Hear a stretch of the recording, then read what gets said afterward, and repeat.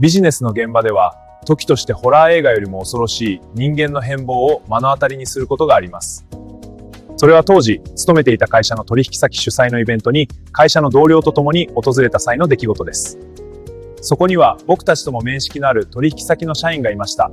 僕たちはお世話になっておりますと声をかけました。しかし彼はパソコン画面から目を離さず、聞こえるか聞こえないかの小さな声で軽い挨拶をするだけでした。ところが数分後、我らが専務が会場に姿を現しました。その瞬間、空気が一変しました。彼はまるで何かに弾かれたように立ち上がり、満面の笑顔で床につきそうなほど深く頭を下げたのです。その芸術的な鮮やかすぎる手のひら返しを目の当たりにして僕は、この人は致命的なバグを抱えているんだなと感じました。あなたの近くにも一人くらいはこんな人がいませんか？なぜこれほどまでに露骨な対応の差が生まれてしまうのでしょうか？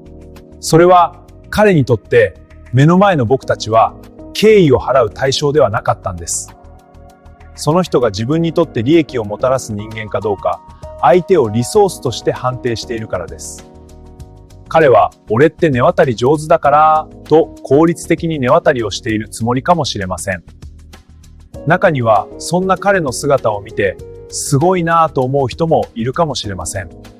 しかしその振る舞いは、私は損得感情でしか動かない人間ですということを全世界に広くアピールしているようなものです。こうしたタイプは所属する組織の規模や役職を自分の実力と履き違える過剰な同一視というエラーを起こしています。本来は組織に属している自分でしかないのに、組織の力イコール自分の力だと本気で思い込んでいるんです。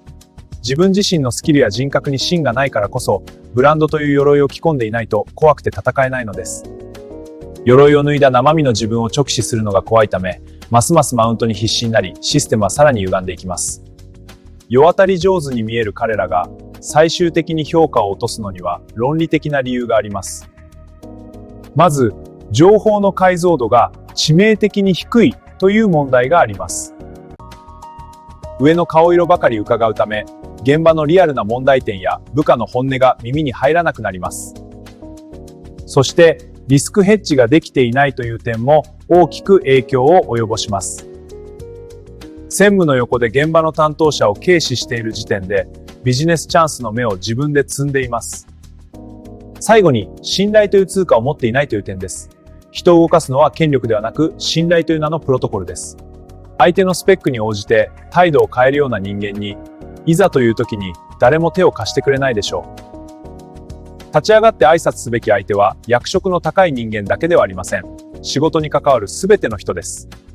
専務にだけ深々と頭を下げるその姿は、後ろにいる部下や担当者からは滑稽なほど無防備な背中に見えています。今の役職や組織という背景がなくなった時、その人の周りには誰も残らないでしょう。自分の本性というのは、自分が一番軽んじている相手に対しての態度に現れものです。この事実は、私たちが本物のプロフェッショナルとして生き残るための最も確実で最も美しいルートを教えてくれます。誰に対してもフラットであること、それこそが長期的な信頼という資産を築くための最高のデバッグ方法です。あなたは今日誰にどんな角度で挨拶をしますか？あなたも相手を選んで態度を変えたりしていませんか？ここは人生という冒険を楽しむ人のための場所、アベントゥーラ。また次回の動画でお会いしましょう。